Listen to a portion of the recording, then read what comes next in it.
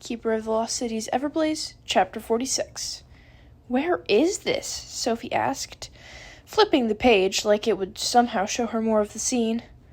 "I was hoping you would know," Fitz admitted. "Seeing the memory again doesn't trigger anything?" Sophie closed her eyes, willing her brain to pull the pieces together. "I'm not getting anything." "Well, then I guess I don't have a plan after all. I figured we'd go there and see what we could learn about the Black Swan, but that's kind of hard to do when we don't know where that is. And who knows if it's safe. Remember last time Keith and I tracked down one of their hideouts? There was an ambush waiting for us." She slammed the memory log harder than she needed to. "It's all such a mess. I can't trust the Black Swan, and now the council hates me, and the ogres are out to get me, and Eternalia is gone, and Kenrick..." Just saying his name ripped the hole inside a little wider. "Here," Fitz said, handing her Mr. Snuggles. He waved it under her nose until she took it, and she had to admit, hugging the super soft dragon did help. "Sorry," she mumbled. "No need to apologize. If anyone deserves to freak out, it's you. I seriously don't know how you deal with it all." He grabbed the memory log and flipped back to the Italian window, turning it around and around, like seeing it upside down would magically tell them which one of the dozens of cities in Italy they were supposed to go to. "I still feel like this is the answer," he said quietly. "I mean, something had to trigger this, right? Your mind wouldn't have just pulled up some random memory, would it?" "Who knows anymore?" Her sulky tone made her realize how pouty she was being. She took the memory log back and stared at the sign of the swan. It was clever the way they had hidden it, glaringly obvious now that she knew where to look, but perfectly camouflaged to everyone else. She tried to think of any famous landmarks it could be part of, but nothing seemed to fit. Sometimes she really missed the internet. She doubted the answer was as easy as searching round windows in Italy, but it had worked in Paris when she was with Dex. Why would they give me an image of one of their bases? And what would have triggered me to think of it?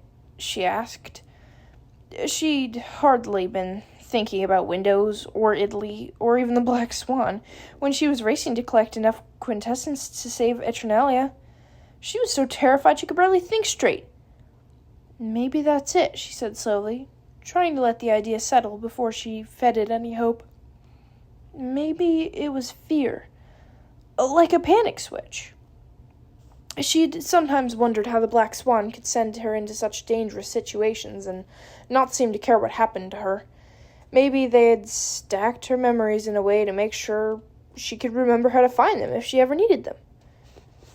"Why didn't it happen the other times you've been in danger then?" Fitz asked. "It's not like you haven't almost died a few billion times." "True.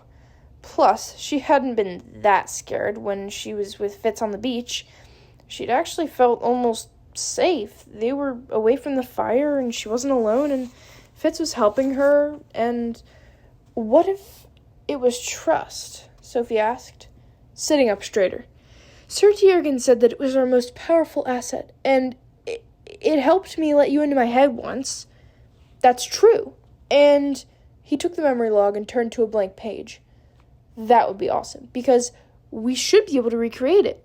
"Recreate what?" "Whatever you did to dig up the memory. We do exactly what we did that night, and hope it helps your mind dig up some more pieces." He stood, offering her a hand to pull her up. "How were we standing? You were behind me, right?" "Yeah," Sophie said, blushing as she remembered how close they'd been. Somehow she managed to make her legs drag her towards him, wishing, for the 50th time, that she would have had the chance to wash away the dino drool first. "No, you were closer than that," he told her. "I remember feeling more heat. Body heat," he corrected, like that somehow made it less embarrassing. "It was really cold, remember?" Sophie had been trying not to relive even a second of that horrible night, but if she was going to make this work, she had to take her mind back.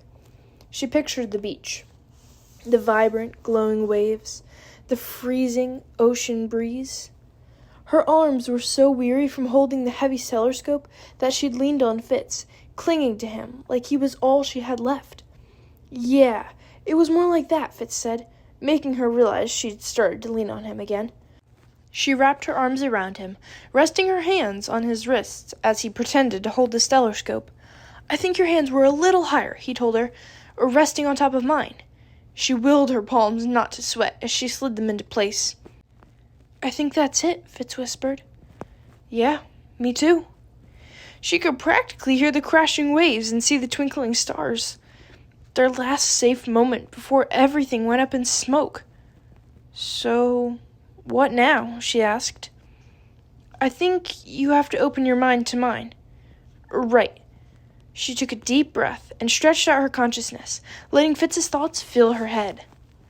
It's so crazy how you do that, he thought. I always try to block you, just to see if I can, but I swear you slip through faster every time. Sorry, Sophie transmitted.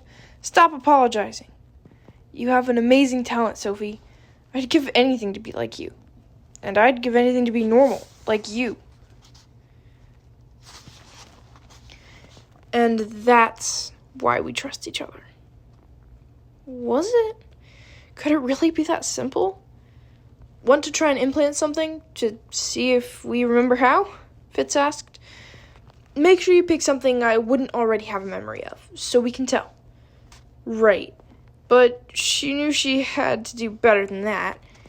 If this was about trust, she needed to tell him something she hadn't already told him. You ready? She asked, trying to remember what she'd done that night.